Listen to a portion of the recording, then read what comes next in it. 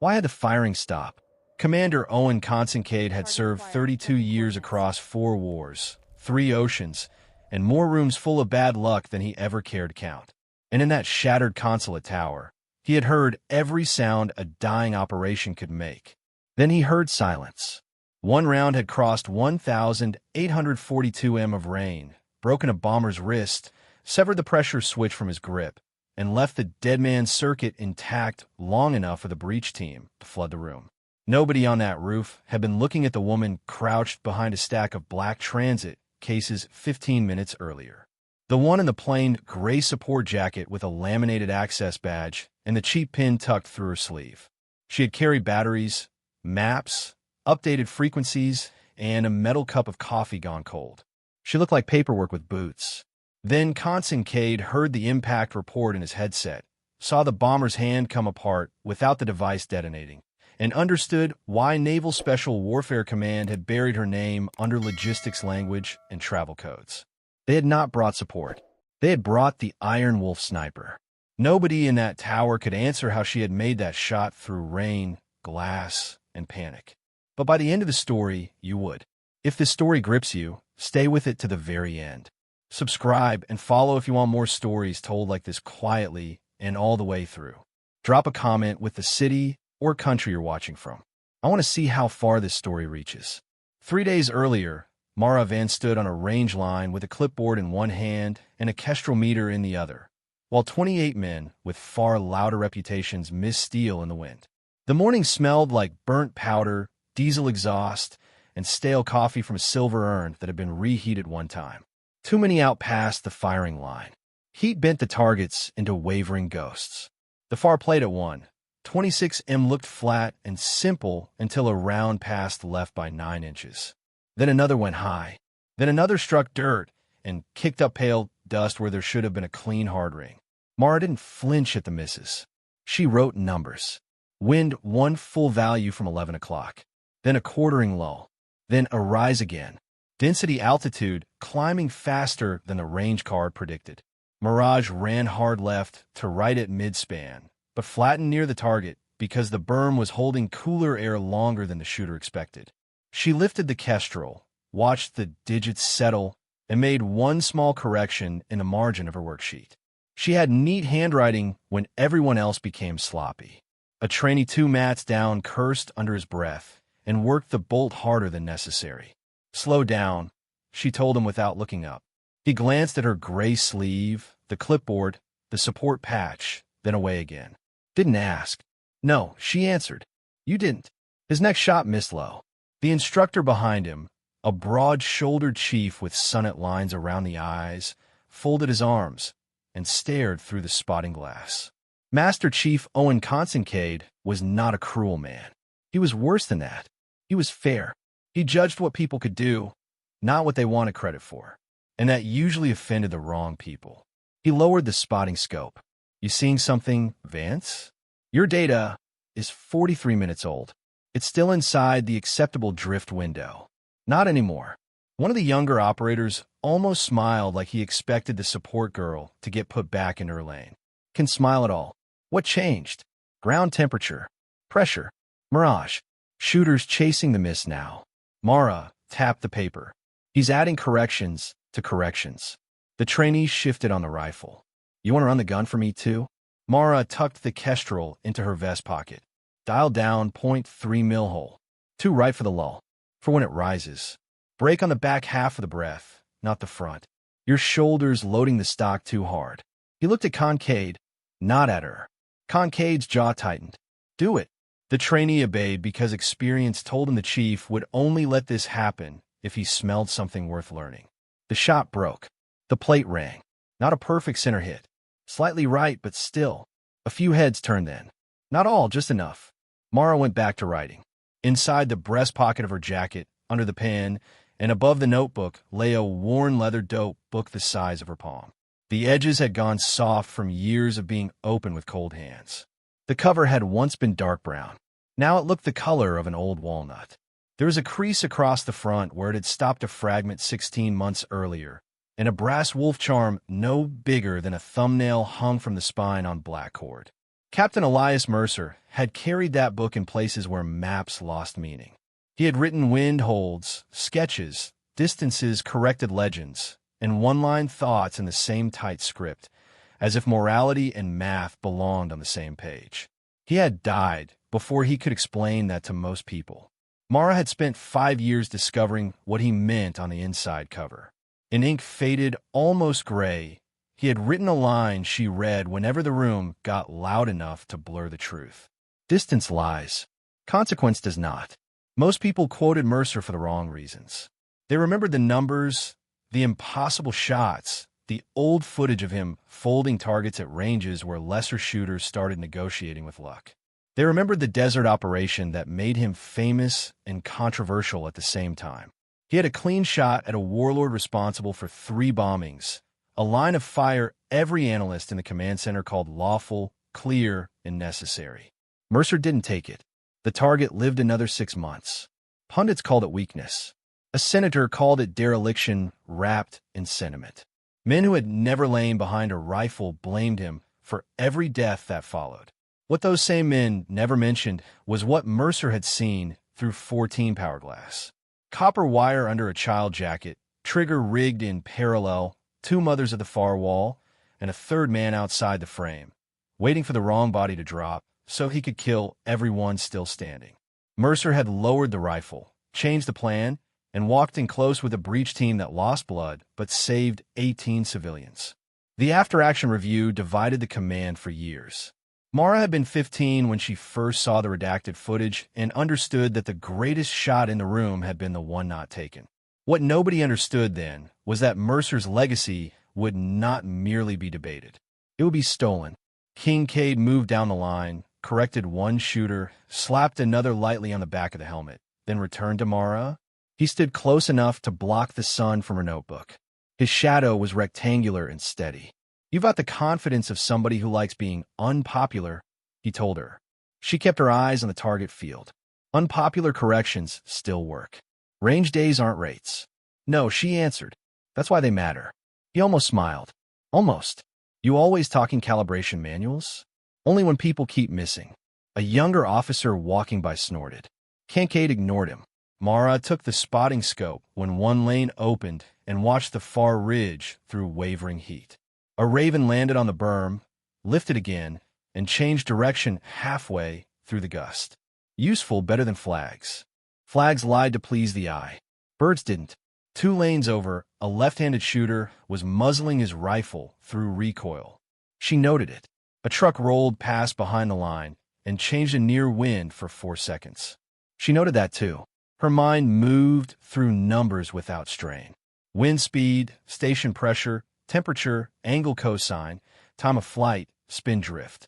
Most people described shooting as violence. To her, it was measurement under pressure. Violence only entered when people stopped respecting the math. "Why support?" one of the operators asked, not quietly enough. "If she sees all this, why is she carrying batteries instead of a rifle?" Kincaid answered before Mara could because command put her in support. The operator shrugged. "Seems wasteful." Kincaid looked at Mara, then a little too long. He was not doubting her competence anymore. He was trying to understand why competent people were hidden. And hidden people were attached to his team with paperwork language instead of names. That was reasonable. Skepticism from a man like him had weight because it came from pattern recognition, not ego. Mara slipped around from an open ammo tray, checked the lot number, and frowned. "What?" Kincaid asked. "Mixed lots." "Negative." She held up 2 cartridges. "Headstand matches." Seating depth doesn't see the ogive. One came off a different run. His eyes narrowed. He took them, checked, then swore under his breath so softly it barely counted. Mixed match-grade ammunition on a long-range qualification day wasn't catastrophic. It was worse. It was sloppy. Kincaid turned and barked for the range and CEO. The line stiffened. Mara said nothing more. She didn't need credit for being right. Credit often came with visibility, and visibility came with questions. The resupply crate was pulled, the lot checked, the mismatch confirmed. Training halted for 13 minutes while the ammo was replaced. When the line reopened, hit percentages rose. Nobody thanked her. That was fine. But when the final steel run began, Kincaid handed her a rifle. The action had been tuned within a hair of frictionless suppressor mounted. Data written in grease pencil on the stock. The rifle smelled faintly of solvent and warm metal. "Show me," he asked. She looked at the mat, not at him. "I'm not on the firing roster." "You are now." Several of the men along the line went quiet in the particular way experienced people did when they sensed a hierarchy bending without warning. Mara sat down the clipboard, knelt, checked the bipod legs, loaded the mag, settled behind the gun. Her breathing changed first. That was always the tell. Other people's pulses climbed under scrutiny. Hers slowed. The medic who had once clipped a sensor to her finger during a joint evaluation had stared at the screen and thought the machine was broken. Under pressure, while everyone else narrowed toward panic, Mara's heart rate dropped into the 50s. Her body became stingy with movement. Even her blinking nearly stopped. She did not think about the men watching. She thought about distance. Target 1, 612 m. Wind inconsistent, but readable off the Mirage. Break ring, target 2, 889 quarter value dial. Break ring, target 3126. The same plate others have been chasing all morning. She inhaled once shallow, let the breath out until the reticle floated without argument. 3 right then 4. As the gust came alive again across the middle third. Break. The steel answered. Not dead center. Nothing dramatic. Just a clean strike exactly where it needed to be. Mara ran the bolt and came off the rifle. Kincaid didn't speak for several seconds around them. The range sounds resumed in fragments. Brass, Velcro, distant engines. Someone clearing a chamber too hard. Then he asked, "Why is a support specialist carrying sniper data in her own hand?" "Because I trust my own hand." That didn't answer the question. It answered the useful part. A few men laughed quietly with respect this time. Kincaid looked at the dope book peeking from her jacket pocket. Mercer's Mara's hand covered it before she could stop herself. "Yes, you knew him. He taught me when nobody else would." Thought Mercer swore off instruction after Basra. He swore off audiences. That brought a different silence. Mercer had not taught publicly after the controversy. Too many cameras, too many men trying to borrow his name without carrying his burden. But in the years after his retirement, he had trained a handful of shooters far from official ranges and farther from headlines. Mara had been the youngest, also the last. Kincaid studied her face as if placing a photograph he had seen long ago and forgotten on purpose. "Vance," he murmured. "Your mother served with him. Signals officer. I remember her. Most people don't. Most people didn't stay alive long enough in those sectors to remember anything correctly." He handed the rifle back to the armorer and took a step closer so the rest of the line couldn't hear him clearly.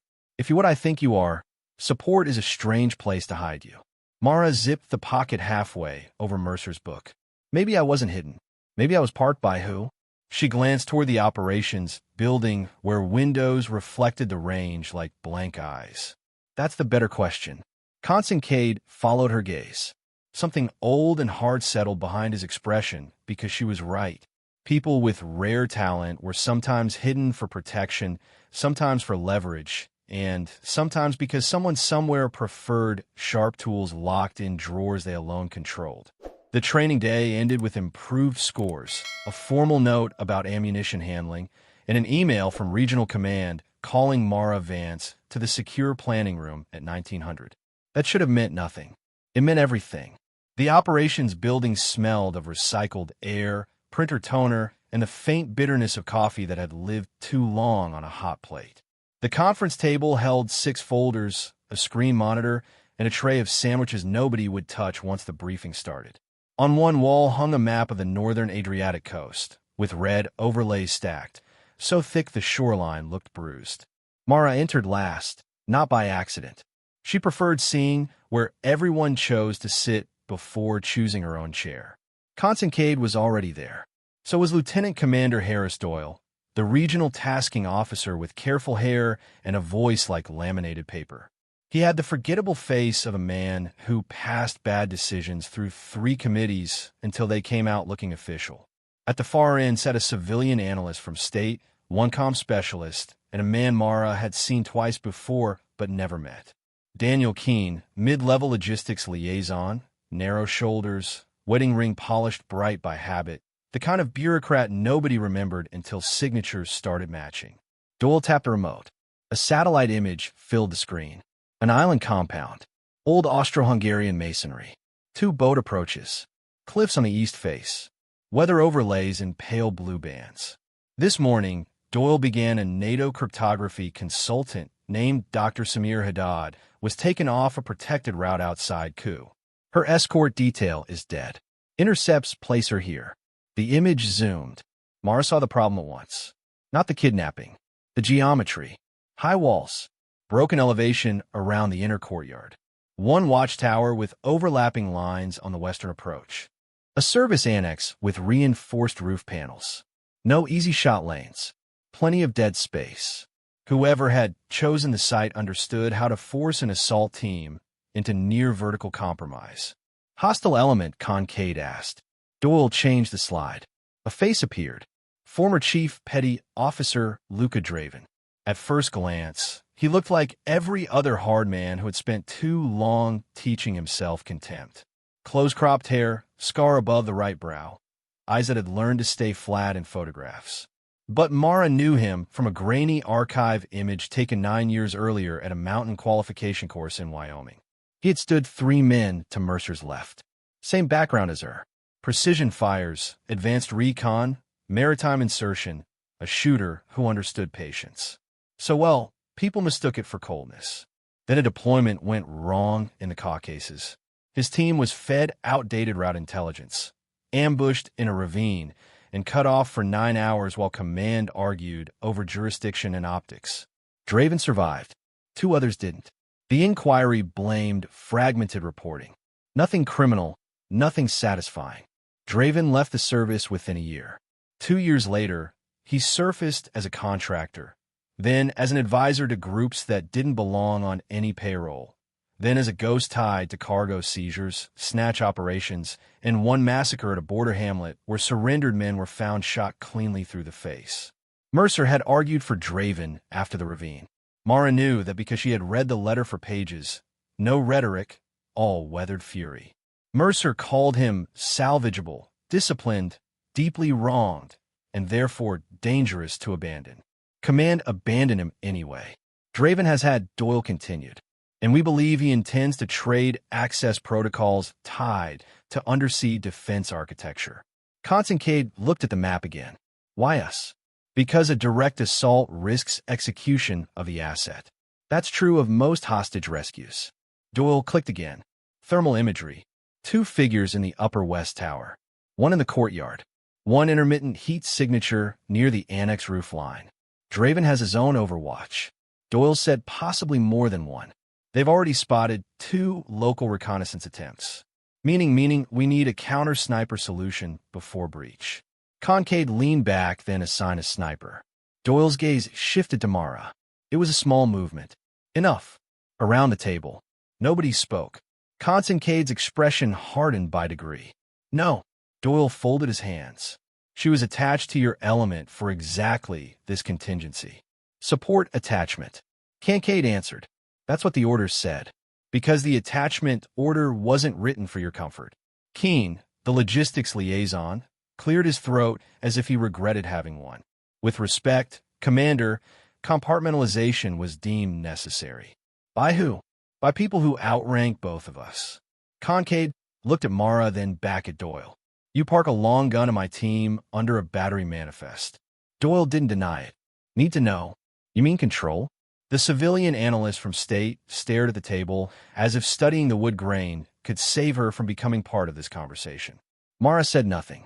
She had learned long ago that when institutions argued over her existence, silence gave them less to misquote.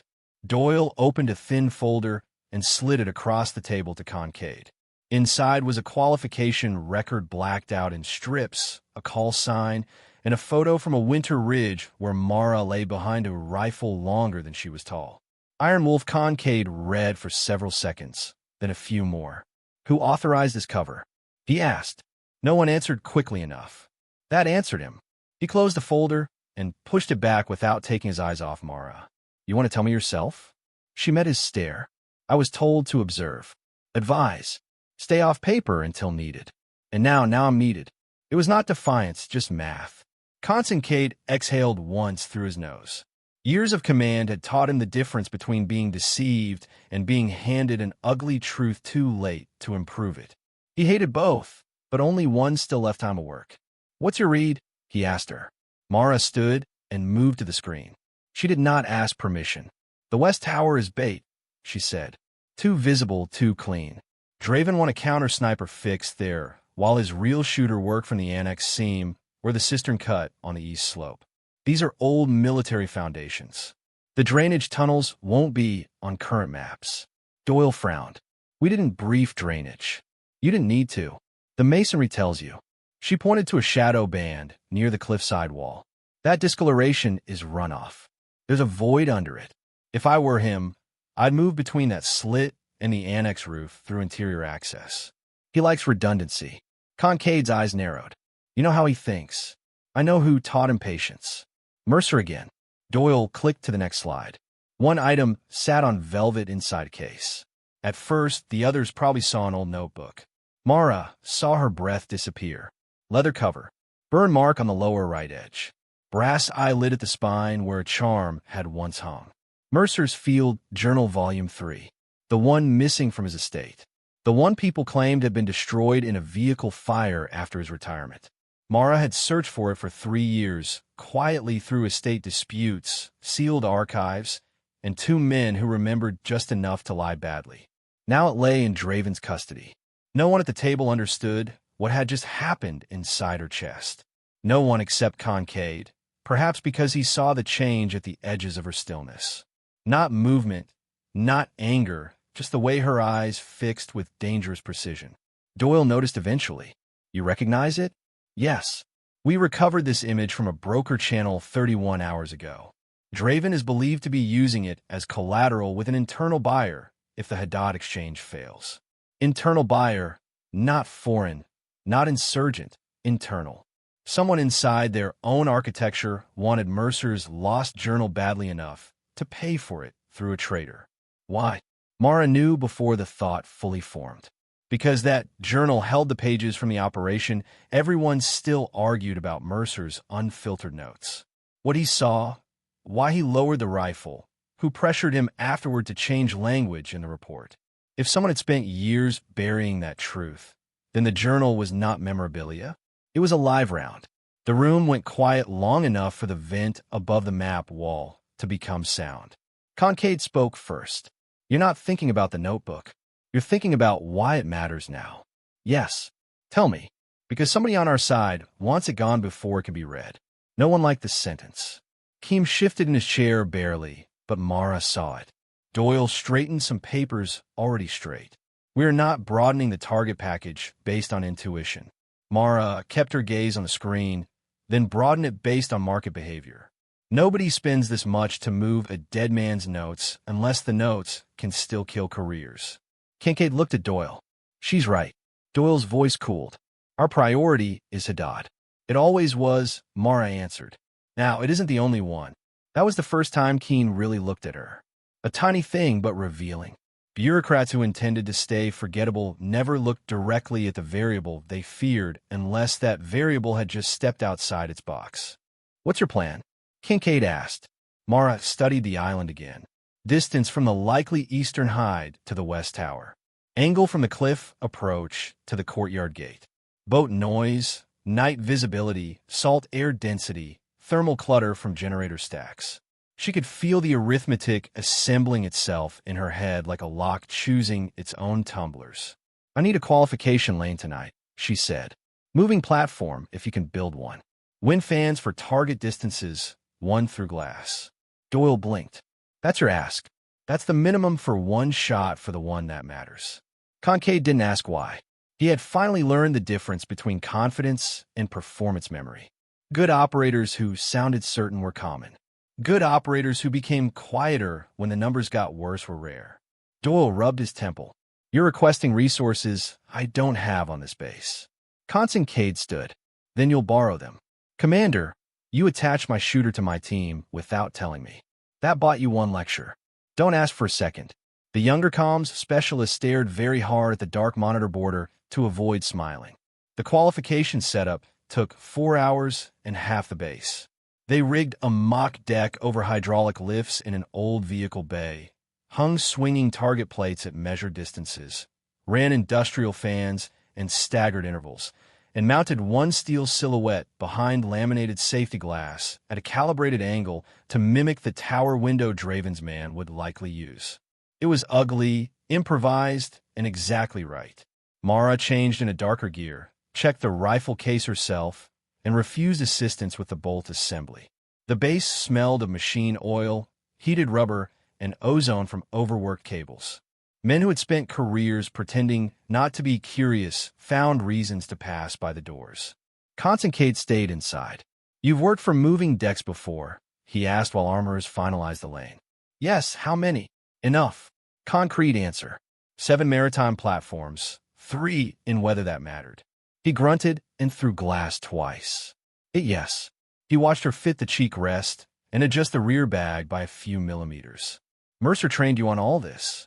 "Some of it. The rest I learned because no one was coming." That landed harder than she intended. Constance heard the history inside it and didn't pry. In the corner, Doyle spoke quietly with Keen. Too quietly. Keem nodded at something and tucked his phone away when he noticed Mara glancing over. Small act, wrong timing. Another number added itself to her internal page. The first run was simple on purpose for steel plates, static deck, known wind, build confidence. Mara hit all 4. The second run added lateral motion under the platform. Then alternating fan cycles, then a 30 SE second on hold to force muscle fatigue. She missed the first by a fingertip of steel, corrected nothing visible, and cleaned the remaining 3. The third run was the real test. Glass target, moving platform, variable wind, time limit, no sight around. She lay behind the rifle while the platform began its slow, nauseating shift under her elbows. Not enough to mimic full sea state, enough to ruin anyone who tried to overpower it. The correct response was not resistance. It was agreement. Let the platform move. Let the reticle breathe with it. Predict the return. Break within the pattern, not against it. Constance stood behind the spotting scope with Doyle and 2 range officers. Nobody spoke. Mara inhaled. The world narrowed. Target distance 1,487 m. Wind 0.8 to 1.2 mil equivalent. Switching by station. Glass angle 9 degrees. Temperature 21 Celsius. Pressure 107 millibars. Spin drift mild but present. Time of flight long enough for bad thoughts to enter if she left room for them. She didn't. Her pulse slipped lower. 54, 52. Mercer's handwriting rose from memory without invitation. Do not fight movement you can predict. Save your strength for what lies. The reticle floated, drifted, returned. She broke the shot. The round struck the glass high left of center, punched through, destabilized just enough to make lesser shooters curse their luck, then corrected in flight the remaining fraction, and hit steel with a crack that echoed through the bay. No one moved for a beat. Then the spotter called impact. Only one word. It filled the room. Constance's jaw tightened in a way that meant admiration had arrived and was trying not to show itself. Doyle let out a breath he had been hoarding for several minutes. "Again?" Mara asked. Doyle stared. "You passed again." "Why?" "Because Draven won't miss." Constance answered for him. "Run it." So they ran it again and again. On the 5th run, one fan failed, producing an uglier crosswind than planned. Mara adjusted without comment and still hit. On the 7th, the platform pitch stuttered from hydraulic hitch. She waded through the bad cycle, used the recovery, and sent the round through the exact same puncture halo she had made 2 runs earlier. By then, nobody in the bay thought she was support. They thought something else entirely. When she finally stood, her shoulder showed a dark bruise rising under the collarbone, and her fingertips were cold from blood retreating under concentration. Constance handed her a canteen. "You always this calm?" No. I'm worse when it matters." He almost laughed. That's supposed to reassure me. It should. Across the bay, Doyle shut his folder and walked toward them with official language already assembled on his face. You'll deploy with Team 7 at first light tonight. Mara corrected. Airframe isn't ready until tonight. Doyle's mouth thinned. This is not your call. Mara wiped the rifle bolt with a cloth and reassembled it. If Draven has broker traffic on Mercer's journal, he knows buyers are moving. If he knows buyers are moving, he'll compress the timetable. He doesn't sit still when money and leverage meet. Doyle looked to Concade for resistance. He got none. Concade spoke without looking at him. She goes tonight. That was the stage of conversion nobody noticed while it was happening. Skepticism did not vanish in a flash. It conceded ground to evidence. First a corrected wind call, then ammunition, then steel, then glass, then the realization that experience recognized experience. Even when it arrived in a body everyone had mislabeled. Doyle pinched the bridge of his nose. Fine. Wheels up in 3 hours. He turned away. Keen lingered. Maybe he meant to say something useful. Maybe he only needed to see her up close after the qualification to confirm whether the myth and the woman occupied the same set of bones. Instead, he asked, Mercer really gave you the book? Yes, he wrote in all of them. Enough. Keen swallowed. Some things are better archived than read. Mara looked at him. Not hostile, just precise. Only if you're afraid of what they correct. Color touched his face, then retreated. He nodded once, awkwardly, and stepped back. That was his near-human moment, though no one knew it yet. The small, late hesitation of a man who had not been born rotten, only weakened by comfort and fear until they left room for anything profitable. Why would a logistics liaison care whether a dead sniper's notes were read? Mara carried that question with her to the armory. The rifle issued for the mission was a suppressed 338 Lapua Magnum custom build tune for coastal work. Folding stock carbon-wrapped barrel glass clean enough to shame daylight. She inspected each round, rejected 3 for microscopic seating irregularities, and loaded the rest herself. Her spotter would be Petty Officer Ian Barerick. Excellent with numbers. Quiet enough not to break concentration. Young enough not to hide what impressed him. Never worked with you before. He murmured as they packed. You'll be fine. That's not what I'm worried about. She clipped the kestrel to her chest rig, then worry smaller. He smiled despite himself. Ken does that too, you know. Cuts fear down a size. He's a practice. Barerick watched her slide Mercer's dope book into the protected pocket inside her plate carrier. But the famous one, not famous. Maybe not to you. She shut the flap. Good. Fame gets people killed.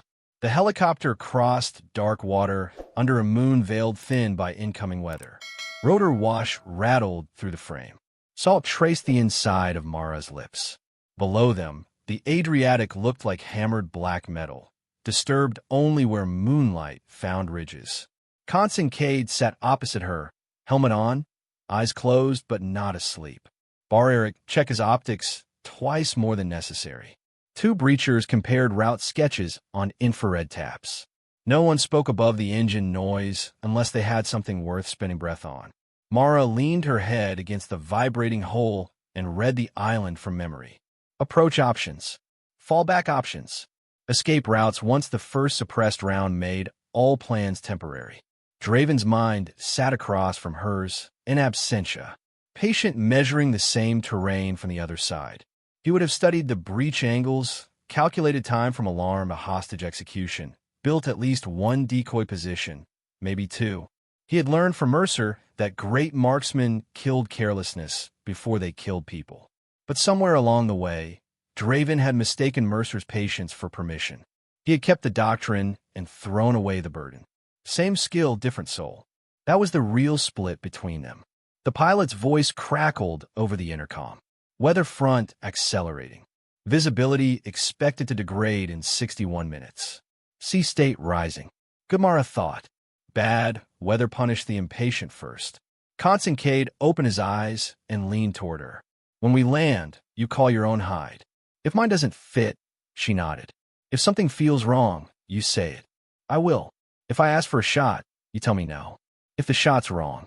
That one mattered. Most commanders said it few minutes when the room got hot. King Cade minute because his respect had arrived in layers, and each layer had cost him a piece of certainty. I know, Mara answered. He studied her a moment. Mercer used to say something before bad nights. Couldn't stand it at the time. Find myself thinking of it now. Which line? Slow is smooth.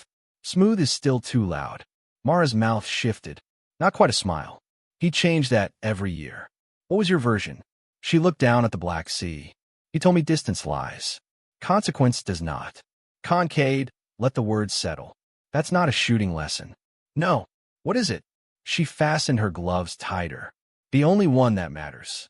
The helicopters set them down on the lee side of a fishing cove 8 kilometers south of the island objective, where rocks smelled of salted and old engine fuel.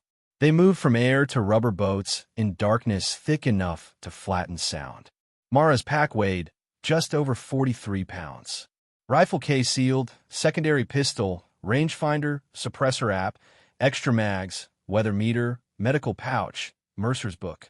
The crossing took 19 minutes and felt longer because no one was allowed to hate out loud. Wave slap, rubber, hole, flex diesel from a distant triller. Somewhere inland, a dog barked once, then not again. They made shore beneath the east cliff, under a curtain of brush and broken stone. From there, the climb began. It was a goat path only if goats had learned malice. Loose shale, wet root systems, limestone edges sharp enough to cut through gloves. Men carrying less than Mara breathed louder by the first switchback. She adjusted her load, found a rhythm, and kept moving. The rifle never struck stone. That mattered. Noise was not just sound. It was carelessness made public. Halfway up, Bar Eric whispered, "You train for this every day?" "No." "What then?" "Everything." He took that in for 3 steps. That's worse. Above them, the island compound was still invisible. Only the generator throb reached down through the dark. A steady industrial pulse hidden under wind. Mara stopped. So suddenly the man behind her almost walked into her pack. Concade froze at once. "Good commander, what?" He breathed. She tilted her head. Most people listen for sound. She listened for absence. The slope should have held insect noise in the scrub. At least some friction of small life. Instead, there was nothing on the right side of the path beyond the wind. Nothing alive wanted to cross there. Mara crouched, swept her gloved fingers through the brush, and touched monofilaments stretched low between 2 stakes buried in rock shadow. Cheap trip wire effective enough to turn a stealth climb into flares, bells, or worse. Bar Eric exhaled without sound. Concade leaned closer. "How'd you catch it?" The hill did. He didn't ask her to explain. The wire was bypassed. The climb resumed. Stage 2 of skepticism died there quietly under a moonless slope. Men who had doubted her for reasonable reasons now had to update their mental maps under load. That kind of conversion never looked dramatic from the outside. It looked like making room for reality. At the ridge line, the compound finally appeared. Old fortress walls, courtyard washed in weak yellow security light, 2 boats at the lower dock, 1 tower to the west, annex to the north, a seam of black running under the east retaining wall, exactly where Mara predicted drainage void. She felt Barrick notice it too. "Tunnel," he mouthed. She nodded. Through thermal heat, signatures bloomed and faded as men crossed windows, smoked under eaves, passed through interior halls. Too many to count cleanly yet. She mapped routine instead. Who stood still? Who changed pace when others looked away? Who guarded from habit versus who guarded for theater? The hostage would not be in the most secure room. Draven would know everyone expected that. He would place her where rescue teams would either overlook or overcommit. Bar Eric worked the laser rangefinder against landmarks. West Tower window, 1318 from this rock line. Annex roof, seam 142. Courtyard gate, 1276. Mara adjusted for angle. Good. Concade crawled in. Breach team can move to the drainage slit in 12 minutes. Too fast, Mara whispered. Why? She kept glass on the annex roof line. Because Draven wants urgency. He'll punish the first clean opportunity. Concade trusted that answer now. Another quiet shift. A radio whisper came through encrypted comms from the support boat holding offshore. Weather front, now 38 minutes. There was the countdown. 38 minutes until rain and sea spray degraded optics. 38 until Xfil by boat became uglier. 38 until Draven, if he had any instinct left, would accelerate whatever exchange he was staging. Mara watched a figure cross the annex interior, carrying something rectangular, not a rifle case, too small, notebook-sized, Mercer's journal. Her throat tightened once, then flattened. Movement north annex, she breathed. Object transfer. Concentrate's voice stayed low. Can you take the carrier? Not yet. Why not? Because he wants me to. A second figure entered the annex room. Top right side dominance in gait. Efficient economy in the shoulders. Even through thermal blur, she recognized the old discipline. Draven. He took the rectangular item, held it a moment, then passed it to someone. Mara could not see a buyer inside the compound already, or a courier or both. Concentrate settled beside her. You know him? Yes, he know you. A pause. Honest. Small. Maybe. Draven had seen her twice during Mercer's private range sessions years before. Back then, she was 17, carrying targets and listening harder than she was supposed to. He had spoken to her once while cleaning carbon from a bolt face. Mercer teaches restraint like it's marksmanship. He had murmured, almost amused. One day you'll learn the world pays better for certainty. She had not answered then. Mercer had heard anyway and ended the day early. Below them, the annex light died too fast. Mara's neck prickled. Instinct, yes, but not mystical. Pattern recognition accelerated beyond language. A compound preparing for exchange did not reduce internal visibility unless it had spotted something or expected to. One guard near the dock shifted his rifle away from the sea and toward the eastern slope. Toward them. Back, she whispered. Concentrate didn't hesitate. All elements freeze. No forward movement.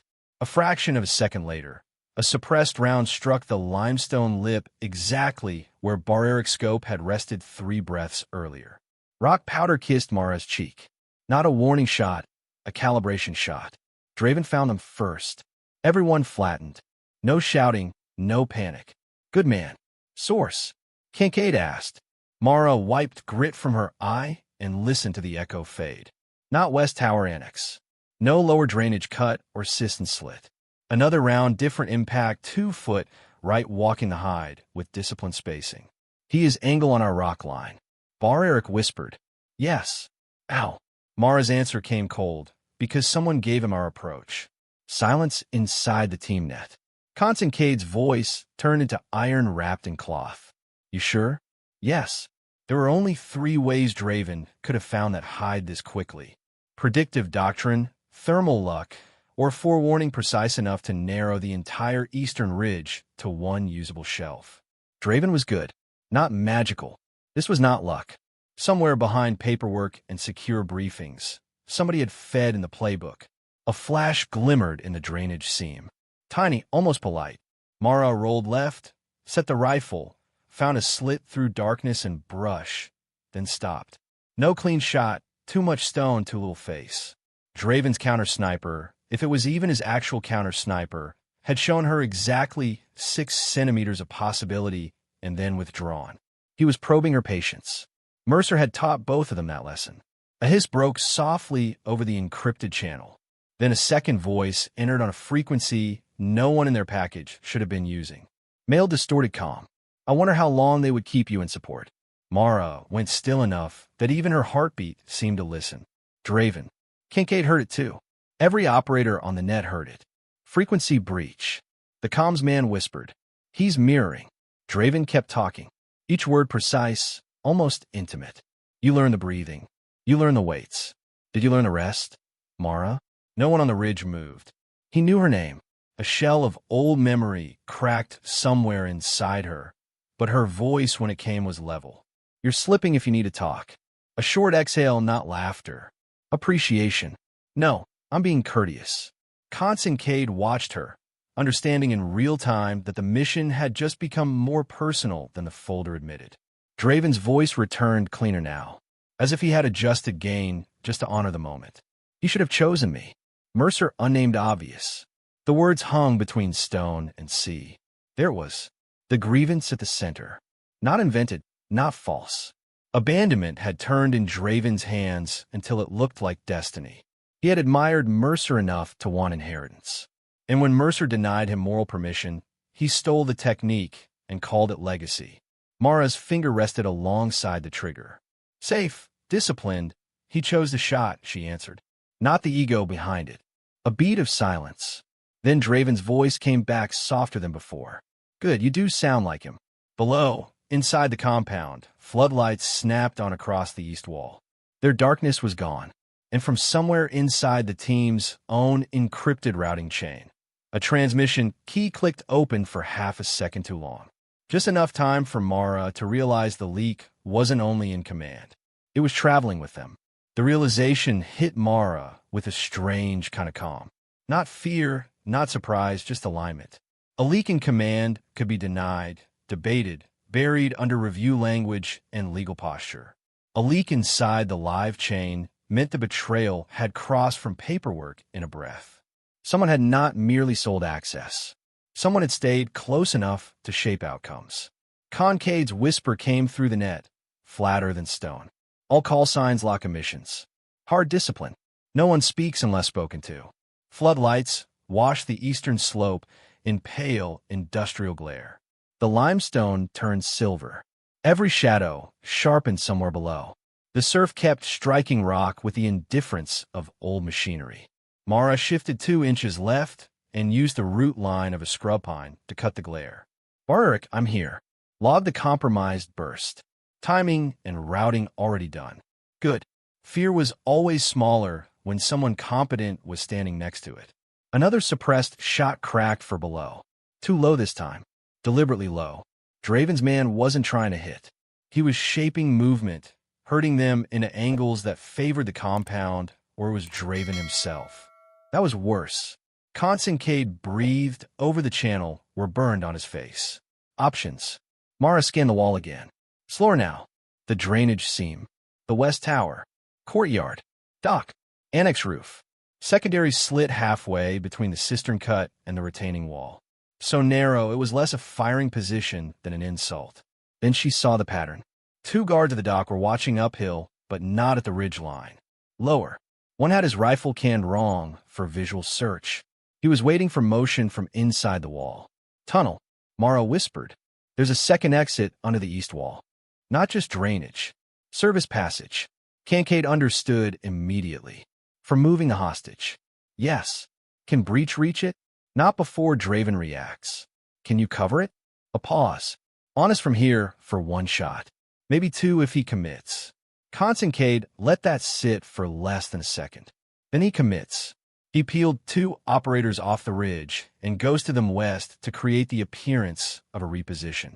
It was the kind of deception that only worked when everyone involved trusted silence more than speed. Below, one of the dock guards shifted exactly as Mara expected, looking not toward the decoy movement, but toward the black seam under the wall. There, a rectangular stone panel, nearly invisible in the wash, eased inward. A figure emerged first with a rifle, not the hostage shooter, lean build, controlled step, suppressor already mounted. Draven's reel overwatch, leaving the slit to change angle.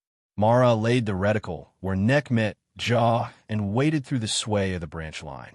The shot was not difficult. Difficulty was not the same as consequence. If she fired too early, she saved the ridge and lost the tunnel. If she fired too late, she lost both. The shooter stepped clear enough for her to see the right elbow rise slightly as he prepared to settle into kneeling support. Now the rifle pressed back into her shoulder. The suppressor turned a killing shot into a hard cough. Impact. The man folded without drama and vanished half inside the service opening. No one in the compound shouted. Not yet. Half their security had probably assumed he had simply dropped to cover. Concencade's voice stayed low. Good hit. Mara worked the bolt. Wait. The panel opened wider. A second figure emerged, pulling another by the arm. Dr. Samira Dodd, wristbound in front, hood off now, stumbling once on the threshold stone. Behind her came Luca Draven with a pistol tucked close to her ribs and Mercer's journal stuffed inside the front of his jacket. Even at distance, Mara could read the shape of him. Not because faces carried across darkness, because discipline did. The careful economy, the refusal to waste a step. He moved like a man who had learned long ago that sloppy motion cost blood. He dragged Haddad left toward a lower vehicle. They cut into the wall. Kincaid, I see him. I don't have a shot. What? Hostage overlap. Kincaid didn't argue. Not anymore. Then give me another option. Mara tracked Draven's body geometry. Pistol right hand, left shoulder slightly lower. Haddad pulled across his chest. If he turned for the door, there might be a 2-second window at the wrist or elbow, but only if he believed the Eastern Ridge threat was gone. He thinks the sniper is neutralized, she whispered. Need him to prove it to himself. Ow! Make noise! West Kincaid exhaled once. All West decoy elements flash only. No push. 2 seconds later, on the far side of the compound, a shape diversion cracked against the outer masonry. Not an assault, just enough light and blast to drag instinct sideways. Draven reacted exactly as the old school predicted. He turned his head toward the western wall without moving his feet, and for a blink, his pistol arms separated from Haddad's body. The angle was ugly. Partial exposure. Distance 1,276 m. Wind now changing with the first fingers of the storm. Moving target, human shield. Mara held on the wrist, then lower, recalculated for the chance he would tense upward at the sound of the shot. Break. The round crossed the compound and struck Draven's forearm just below the radius. His pistol spun away into the wall and clattered out of sight. Haddad dropped instantly. Smart, trained enough to become smaller. Draven vanished behind the bay door in the same motion. Wounded but alive. The entire compound came awake. Alarms, shouts, white light, doors slamming down stone corridors. Engines kicking somewhere under the annex. Men running with rifles not yet shouldered. Kincaid's voice turned into command steel. Breach. Move. Move now. Team 7 surged toward the drainage slit. Mara stayed on glass. Her first duty was no longer to initiate. It was to erase the people who could erase them. Rain began as 3 cold spots on the back of her glove. Then more. Then the front arrived. Why had Draven risked moving Haddad himself? Because the hidden second objective mattered more than the hostage exchange. Mercer's journal. He was not merely selling state secrets. He was extracting a buried truth before someone on Mara's side could destroy it or buy it back. That was why he had stayed. Why he had transmitted on open shadow frequencies. Why he had wanted her to hear him. He wanted the witness he believed Mercer had chosen instead of him. Below, breach charges thumped dully under stone. The service passage belched dust. Gunfire erupted inside the wall, muffled first, then sharp as teams hit interior angles. Bar-Eric hissed. Movement. Annex roof. Mara swung. A shooter rose from behind the parapet with a compact rifle and thermal monocular, trying to catch Team 7 as they entered the lower corridor. Not Draven, different build. Mara fired before the man settled. He disappeared backward without finishing the motion. Another voice cut through the encrypted channel. Not Draven this time. Keen out on Team Net on a routing layer beneath it. Maybe thinking panic had masked the opening. His whisper came broken by static, but unmistakable. Package must not leave the island. Repeat. The book does not leave the island. For one instant, the whole mission reordered itself. Not suspicion anymore. Not pattern. Proof. Barrick heard it too. That was Keen. Yes. Kincaid's voice snapped in. Comms. Did you copy that? Affirmative record and preserve. Kina just stepped over the line that separated fear from guilt. Ordinary men often did it because they thought the room was already too loud to hear them clearly. Gunfire surged from the lower wall. One of Kincaid's men called contact left, then all clear, then contact again deeper in. Haddad was alive. Unknown location. Draven mobile. The rain thickened. Wind began to shear across the ridge in vicious little cuts. Not consistent enough for comfort. Too early in the storm to stabilize in a pattern. Barrett checked the meter and swallowed. Crosswind spiking up to 13, gusting 16. Log the intervals. You can still work in this. Mara's eyes stayed in the scope. I can work in anything that repeats. The rehook came not as a sentence, but as a sight picture. In the Upper West Tower, behind the same angle glass from the opening night 3 days later, a man she had not seen before stepped into view holding a hard case and a long remote cable. Not a rifleman, bomb technician. Draven had layered the sight. Of course he had. If the rescue failed, if the broker deal collapsed, if Mara proved real and Concade pushed through, then the final insurance was chaos. Dead hostages, dead operators, destroyed evidence. No survivors clean enough to tell the story. The man opened the case. Mara saw wires, blocks, a transmitter assembly. Concade? She asked, her voice almost a breath. Go. You have a secondary device in the West Tower. Technical trigger setup. Likely command debt or dead man. Redundancy. How long? No idea. Can you take it? Not from here. Through this rain. Angle's wrong. Concade did not waste half a second. Cursing fate. Closest alternate. She scanned left. 40 m down slope. A jet of limestone offered narrower exposure, but a partial visual on the tower window through a broken cypress and a gap in the outer parapet. 42 m left and down lower shelf. Bar-Eric understood first. That shelf won't support prone. I know when it's open. I know. Concencade's answer came at once. Do it. I'll cover the transition. Mara stripped the rear bag, grabbed the rifle, and slid backward off the current hide. Ray made every rock a lie. The shelf below was barely wider than a coffin lid, slick with runoff, angled just enough to make any stable position feel invented. She landed hard on one knee, let the shock move through her, then crawled to the edge while rounds cracked overhead from panicked men firing at shadows inside the compound. Bar-Eric dropped beside her, breathing fast now. Human useful distance to tower from here, 1,842. There was the number, the same impossible line from the night that would later become legend. The tower window flashed in and out through rain bands. The bomb technician inside worked quickly, hand to cable, cable to device. If he armed the redundancy before Team 7 reached the central corridor, the entire lower breach stack could die in masonry and fire. Mara lowered the bipod halfway. Useless angle. She folded it, braced a rifle over bare stone and her own pack. Improvised cheek weld, minimal support, horrible shot. Bar-Eric whispered the conditions, as if numbers themselves could build shelter. Wind left to right. Variable 8 to 14. Rain deflection moderate. Glass angle 9.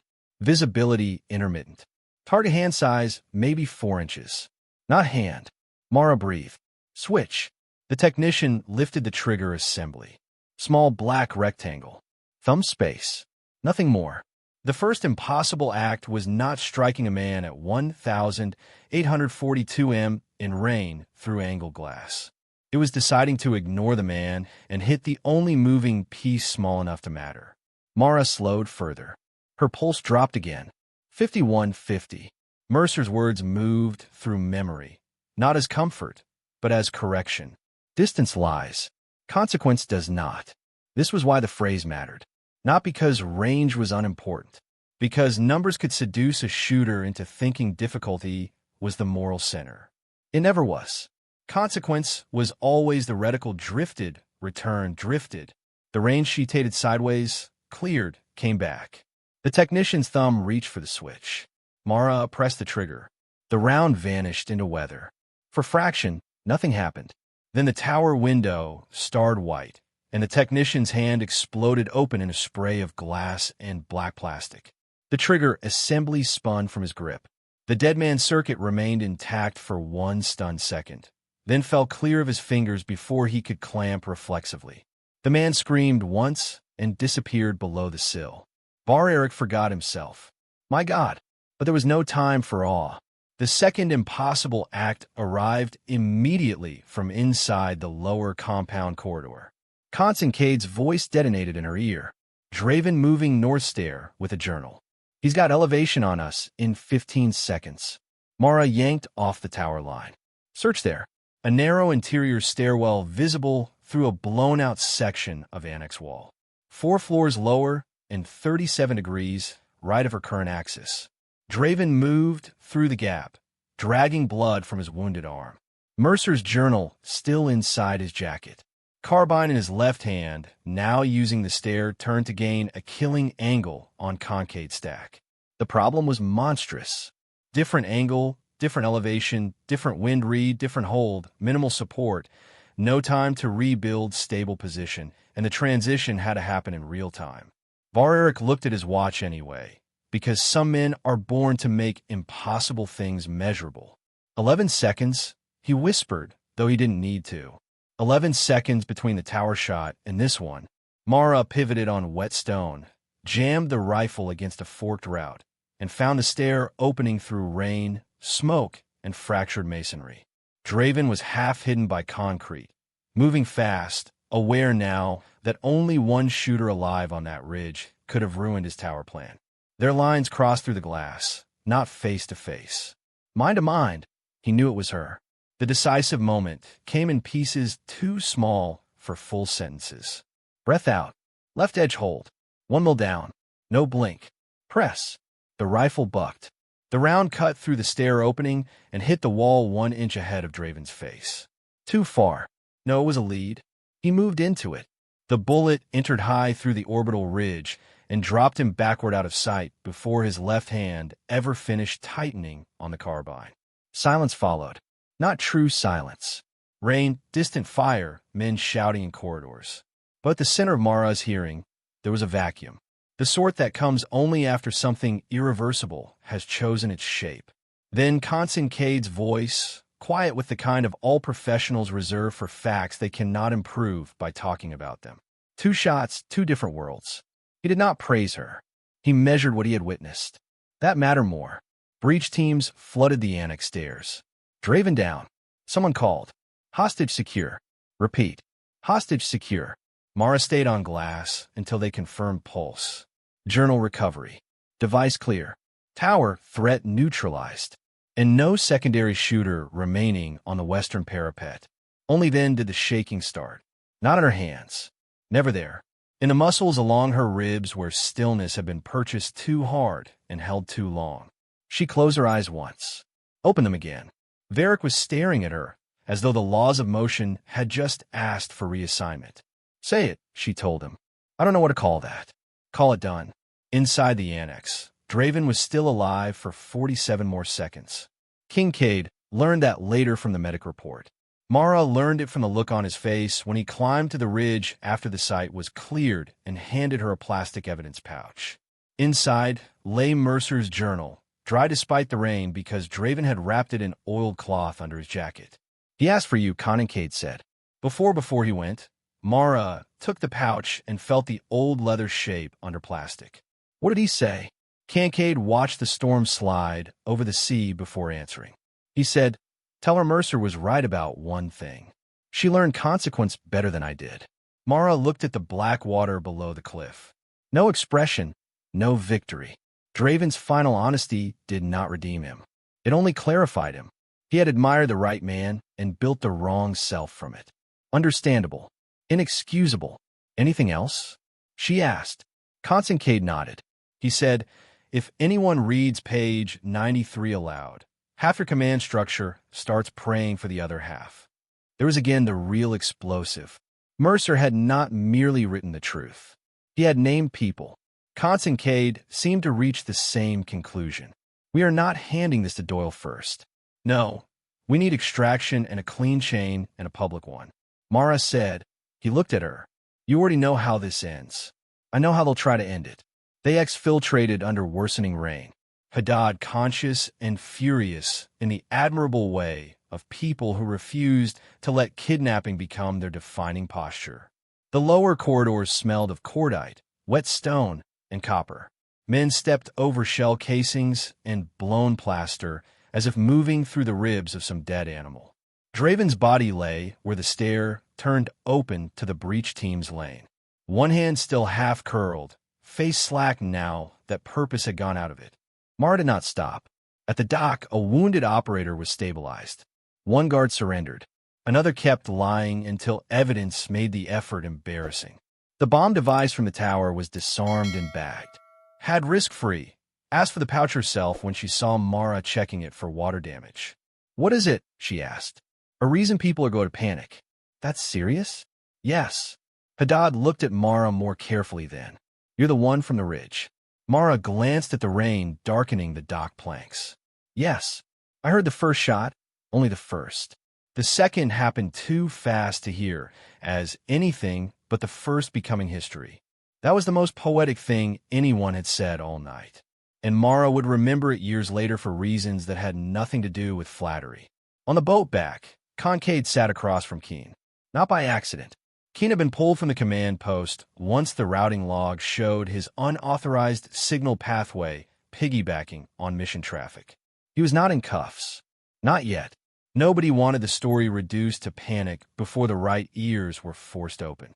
He sat with wet hair plastered to his forehead, jacket zipped wrong, wedding ring dull now, hands clasped so tightly the knuckles looked polished. He looked smaller at sea, almost human again. For a while, all anyone heard was the engine and rain. Then Keene looked at Mara and asked, "Did anyone else hear the burst?" "Yes," she answered. He swallowed. "I didn't mean for people to die." Mara did not reply. He kept going because silence in the hands of disciplined people often feels like a permission it does not grant. It started with routing manifests. A container here, a container there. Off-book movements, no weapons. Not at first, just archives. Legacy materials. Things someone told me were politically sensitive and safer handled outside standard review. They said Mercer's missing notebooks were part of an old legal exposure issue. I believed that, then I wanted to believe it. Kincaid's face didn't move. Keene stared at his own hands. "I have 2 daughters." Kincaid answered before Mara could. "That fact will not negotiate for you." Keene shut his eyes briefly. "I know." There it was. The near humanity completed too late. Not innocence, not absolution, just the exhausted shape of a man finally seeing the cost of every small compromise he had renamed necessity. Mara watched rainwater gather at the edge of the deck and fling itself into darkness. Who was buying the journal? Keene's jaw worked. Not a foreign service directly, a private intermediary, domestic cutout. They wanted page confirmation before transfer names. He hesitated. Kincaid leaned in just enough to make the choice feel physical. This is where your life becomes either testimony or evidence. Keene spoke. 2 names Mara recognized from oversight committees. One retired flag officer. One civilian legal advisor who had touched Mercer's post-retirement reviews and quietly shaped the narrative that his controversial decision had endangered American interests rather than expose command pressure to prioritize the kill over the child wired to die with him. Mercer's legacy had not been misunderstood by accident. It had been managed. That changed everything. By the time they reached the mainland facility, dawn had begun to thin the horizon into cold metal gray. The base smelled of wet concrete and coffee made by people who had been awake too long to care about taste. Doyle was waiting in the secure debrief room. Tie off now, sleeves rolled, the look of a man trying to retake control before facts hardened around him. He saw Keene first, then the evidence pouch in Mara's hand, then Kincaid's face, and for one revealing instant, relief did not reach his eyes. He had expected the book not to arrive. Mara noticed. So did Kincaid. Doyle opened with process language. "We need immediate compartmentalized custody of all recover material. Standard chain. Keene will be separated pending internal." "No," Kincaid said. Doyle blinked. "Commander, this is not optional. It is today." Doyle's posture stiffened. "You don't have the authority." "Maybe not," Kincaid answered. "But I have the range logs, the routing burst, a hostage witness, a dead bomb tech, a live comms team, and an evidence pouch half your friends seemed desperate not to misplace." The room chilled. Doyle looked at Mara then, perhaps expecting deference from the woman who had spent days under his camouflage paperwork. He got none. "We'll proceed by protocol," he said too carefully. Mara set the journal on the metal table, but kept her hand on it. "Good. Open protocol." Doyle's eyes narrowed. Meaning everyone who touched this chain comes into the room. Legal command. Counterintelligence recorded. No sealed side conversations. No preliminary summaries. That is not how sensitive material is handled. No, Mara answered. It's how sensitive material survives. Kincaid almost smiled. Almost. Doyle shifted tactics. Vance, you were emotionally entangled here. Correct. That threw him off rhythm. Men like Doyle prefer denial. Admission gave them less to manipulate. She continued, that's why I'm insisting on witnesses. Had pale, but standing now. Stepped in from the corridor with a medic strip still taped to the back of one hand. I'll be one. Doyle looked at her as if hostages were supposed to remain passive after rescue. I heard enough on that island, she said. To know compartmentalization is what got me kidnapped. Within 20 minutes, the room filled. Counterintelligence officers, legal observers, 2 senior commanders patched insecurely. Comms technicians with waveform logs. Kincaid, Mara Haddad Keen, now formally detained but uncuffed, seated at the far end under guard. Doyle remained because excluding him would have looked like strategy. The smell of stale coffee returned. Stronger here, mixed with wet wool and printer heat.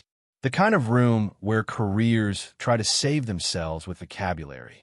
Mara opened Mercer's journal. The pages were dense with range notes, sketches, weather tables, fragments of memory, and then the section she had wanted and dreaded all at once. The operation everyone still called the Desert Hesitation. Mercer's handwriting sharpened there, as if the moral stakes had steadied his pen. He documented the child's explosive vest, the second shooter outside frame, the pressure from remote command to take the decapitation opportunity despite incomplete civilian accounting, the names of the officers pushing it. One name circled twice. Retired Admiral Nathan Vale. Another underlined Counselor Martin Sorrell, the same 2 names Keen had just given Kincaid, read over Mara's shoulder, his forehead, lost color first oil, tried once to interrupt with custody language, had cut him off, let her read. So Mara read, not theatrically, not for effect, just the words as Mercer wrote them. Then she turned to page 93 at the top under a time mark, and a wind call Mercer had written they asked for a clean shot. Because a clean story matters more to them than a true one. They fear mercy, because mercy leaves witnesses, and witnesses force institutions to answer for what efficiency would have buried. Silence. No one in the room moved. That was the line. The buried charge, not tactical, moral, administrative, lethal to the men who had spent years painting Mercer's restraint as weakness rather than integrity. Doyle's throat worked. One of the counterintelligence officers quietly asked for the journal to remain visible on camera. Mara turned another page. Attached with old tape was a folded carbon copy of a transmission request Mercer had drafted after the operation, but never successfully pushed into the formal archive. In a margin in a different ink, there was a handwritten annotation from an unidentified reviewer. Reframe to protect chain confidence. Kincaid let out one short breath that sounded almost like disgust becoming certainty. Keen started crying without noise. Not sobbing, just water running down the face of a man too hollow to stop it. The senior commander on the secure screen spoke at last. How was this material lost? No one answered first. Mara closed the journal gently and looked not at Doyle, but at Keen. This was a moment exposure not by force, but by truth delivered, where it could not be privately digested and professionally sterilized. She tapped the waveform printout on the table. Play the burst. The comms technician obeyed. Static engine noise. Then Keen's own voice. Clear enough. Package must not leave the island. Repeat. The book does not leave the island. A second file followed. Another unauthorized routing clip extracted from archive manifest by counterintelligence, while the room is Keen again on an older date, speaking to an external broker handle. I don't care what's in it. I care that it disappears before someone decides to read the original language. That did it. He sagged as if the chair had suddenly remembered gravity. Doyle opened his mouth, perhaps to distance himself, perhaps to narrow culpability before it spread upward. Mara spoke before he could read your message. He frowned. What? The one you sent 2 days before briefing to regional records. Subject line, archive integrity. His face changed. Counterintelligence already had it. They projected it on the screen. Pending recovery. All Mercer-adjacent materials are to be directed through my office for sensitivity review. Minimize chain proliferation. Not a confession, not enough alone. But paired with Keene's voice, the routing logs, the buyer names, the recovered journal, and Doyle's deceptive attachment of Mara to Team 7 under logistics cover, it became what institutions fear most, a pattern no longer protected by ambiguity. Mara looked at him with the same precision she used on the ridge. You hid me to control access to the person most likely to recover the book. Doyle's jaw tightened. I hid you because if your identity had leaked, Draven would have changed tactics. Both can be true, she answered. That was the weapon, not accusation. Accuracy. A senior legal officer on the secure line asked Doyle directly.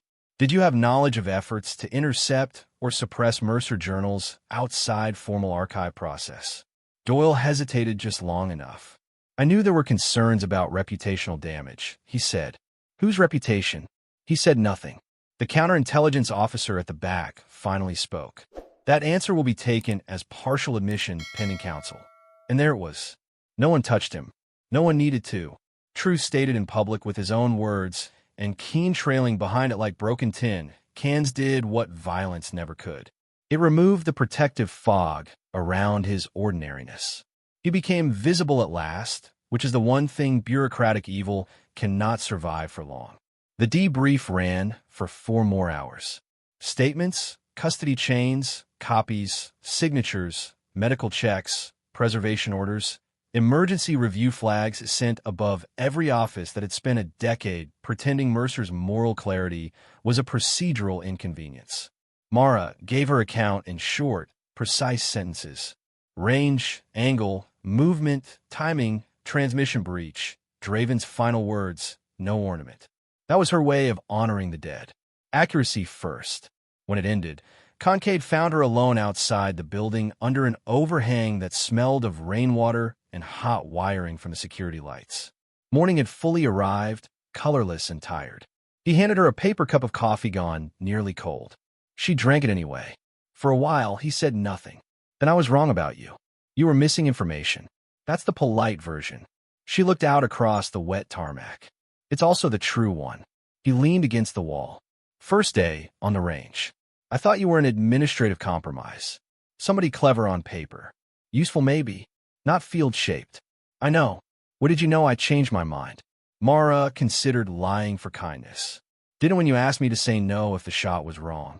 He nodded once. That's fair. Another quiet stretch between them. Rain dripped from the roof edge in disciplined intervals. Finally, he asked, did Mercer know this would happen? Not like this. But he knew he was leaving a charge behind. Yes. King stared at his coffee. Controversial, old man. He was right. Usually the controversial ones think that. Mara almost smiled. He wrote it down. That helps. Kincaid looked at her then with the full weight of conversion completed. No skepticism left. No performance in it. Only earned belief. What you did on that ridge, he said, wasn't talent. Talent rings steel on a clean day. That was judgment under consequence. Mara, let the compliment pass through without trying to hold it. Compliments got heavier when you carried them. Better to let them remain true and weightless inside the operations block. Doors opened. More investigators arriving. More names about to go afraid. The story would spread. Of course, not all of it. Not correctly. Stories never traveled intact through institutions addicted to self-preservation. Some would focus on the rangiate, some on Draven, some on the hostage. Some would turn Mercer into a saint or a scandal again, depending on what they needed from the dead. But the journal was out now.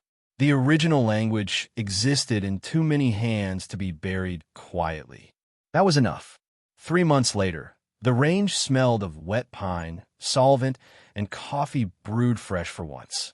Rain ticked lightly against the metal roof over the covered firing line, while 7 students lay behind training rifles on adjacent mats, learning the old discipline that never looked dramatic from the outside. Measure, weight, breathe. Correct. Again, Mara moved down the line with Mercer's due notebook in one pocket and copies of selected journal pages locked in the base archive where they belonged. The brass wolf charm tapped softly against her vest each time she knelt. She taught now, because Command finally stopped hiding what she was and started asking what she knew. Officially, she was lead precision fires instructor for an advanced cross-unit course on counter-sniper judgment, fieldcraft, and ethical engagement under layered civilian risk. Unofficially, she was the person Kincaid sent difficult shooters to when talent was outrunning wisdom. He watched some sessions from the tower, not interfering, just present enough for the students to feel history in the room. One of them, a corporal from a reconnaissance unit, missed wide at 978 m and muttered something rude to the wind. Mara tapped the stock. Not the wind. He frowned. It moved. So did your impatience. A few students smiled. The corporal exhaled. Reset. Slow down. That was how teaching worked when done honestly. Not humiliation, not mystique. Correction precise enough to be useful. The world had changed around her in those 3 months. Admiral Vale's advisory appointments vanished overnight. Counselor Sorrell resigned before formal inquiry could reach him and discovered too late that resignation was not immunity. Doyle accepted limited cooperation status and spent his days explaining the difference between operational caution and deliberate suppression to people far less patient than he deserved. Keem testified. No one called him brave, they called him necessary. Haddad returned to work and sent Mara one postcard from Brussels with a single line on the back. The second shot is still becoming history. Draven was buried under his legal name in a coastal cemetery his family had not visited in years. Mara never went. Mercy was not the same thing as nostalgia. At the range, rain thickened. Students shifted under it. One grew visibly frustrated when a mist flattened Mirage and stole the easy read off the berm. Mara knelt beside her. What do you know? Distance. 874, what don't you know? Wind change at midspan. Good. Shoot what you know. Wait for the rest. The student blinked. That's it. That's most of it. Later, when a morning block ended and rifles were cleared, the class gathered under the overhang while rain stitched silver lines through the open air beyond. Kincaid stood off to the side with a mug in one hand, saying nothing unless someone made saying something necessary. One of the younger students held up a hand. Ma'am. Mara looked over. Ask. He hesitated, then chose honesty over fear. What separates justice from vengeance when you're behind a rifle? There it was. The moral question that had lived under every act of the story without being spoken plainly. Mara leaned against the bench and let the range go quiet around the words before answering. She had not made speeches in war. She would not begin now, but teaching required naming what action alone could only imply. Skill is not enough. She said it never was. Anybody can learn numbers. Distance, drift, time of flight, trigger pressure. Justice begins where skill agrees to serve something smaller than ego and larger than anger. Vengeance wants relief. Justice accepts burden. Vengeance asks whether you can take the shot. Justice asks what survives if you do. No one moved. Even the students who would spend years misunderstanding parts of that answer knew they had been handed something heavier than technique. Kincaid lowered his mug and looked away toward the rain, perhaps because he remembered the first day he had seen her with a clipboard and thought the story was smaller than it was. Another student, the quietest in the class, asked the exact question the world had been asking since the night on the island, since the tower, since the impossible fact became rumor. How did you make that shot through rain, glass, and panic? Mara's fingers brushed the edge of Mercer's dope book through her pocket before she answered. He had written the line years earlier, and she had carried it through ranges, climbs, storms, and rooms where institutions tried to rename truth until it sat still for them. Mercer used to say, "Distance lies. Consequence does not." The students waited. This time, she explained it fully. People hear that, and thinking mint range can fool you. Wind can fool you. Glass can fool you. That's true, but it's not the point. The point is that difficulty can become a kind of vanity. A long shot, a rare shot, a famous shot. You could start caring about the wrong miracle. That night, the rain didn't matter most. The distance didn't matter most. What mattered was the consequence of hitting the wrong thing or the right thing too late. The shot became possible when I stopped respecting how hard it looked and started respecting what failure would cost. The quiet student looked down at her rifle as if seeing it differently. Mara added, almost accidentally philosophical in the way experience sometimes forced on her. A weapon is only honest in the hands of someone who fears being wrong more than they enjoy being right. No one wrote that down at first. They should have. The afternoon block brought steady rain and slick mats. Good weather for learning humility. Mara set one steel target behind a panel of angled training glass and positioned a smaller indicator plate beside it to punish lazy correction. The students groaned softly when they realized what she was building. King Cade came down from the tower and stood near the line. That cruel enough for you? Not yet. He almost smiled. Almost. You enjoy this part. I enjoy accuracy. Same thing in your religion. She adjusted the glass angle by a fraction. You keep calling it religion, and one day I'll make you shoot and crosswind. I'm retired in spirit. No, you're not. That earned the closest thing to laugh at the man ever allowed himself. When the students were set, Mara took the last lane to demonstrate. She settled behind a rifle the way she had on a dozen bad nights and 100 ordinary mornings. The smell of wet earth rose from beyond a ranjam. Rain ticked on metal roofing, then drummed harder, then softened again. Her breathing slowed, heart easing down, eyes forgetting to blink. But this time there was no hostage, no tower, no bomb technician reaching for switch, no stairwell, no Draven, no betrayal hiding in the wiring. Only a target, only students, only mastery where survival used to live. She called the conditions aloud for them.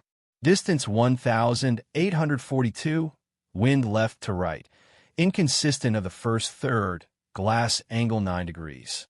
You do not fight the weather. You read the pattern it repeats. She held, waited through one gust, then another. Pressed. The round punched through the training glass and rang steel so cleanly. The sound seemed to hang under the roof for an extra second before the rain reclaimed it. Several students turned to one another wide-eyed, despite themselves. King Kate behind them looked not at the target, but at Mara. Then he offered the same kind of validation he had given on the ridge. Quiet and exact. Same correction, he murmured. Cleaner day. She rose, safe-checked the rifle, and handed it to the near student. Your turn. No applause. Better than applause. As the class cycled through attempts, some close, some embarrassing, some promising enough to be dangerous, Mara stepped to the edge of the overhang and watched rain walk across the range in silver slants. Beyond the berm, pines bent and straightened with the gusts. Somewhere far off, thunder rolled without urgency. She opened Mercer's notebook and found the old inside cover. The ink had faded further. The leather smelled faintly of oil and weather in years handled by careful hands. Under the original line, she had written her own edition only a week earlier. Distance lies, consequence does not, and consequence belongs to the living. She touched the page once with her thumb. Not prayer, not exactly, more like report. Still teaching, she whispered low enough that only the book and the rain could hear. Behind her, a student missed, corrected too much, and missed again. Another asked for help. Another began to understand. Constance Cade's voice carried once across the line, rough and patient. The day kept moving. Mara closed the book, slipped it back in her pocket, and turned toward the sound of the next generation, learning how not to confuse difficulty with purpose. The rain went on falling steady now, as if the world had more distance left to measure.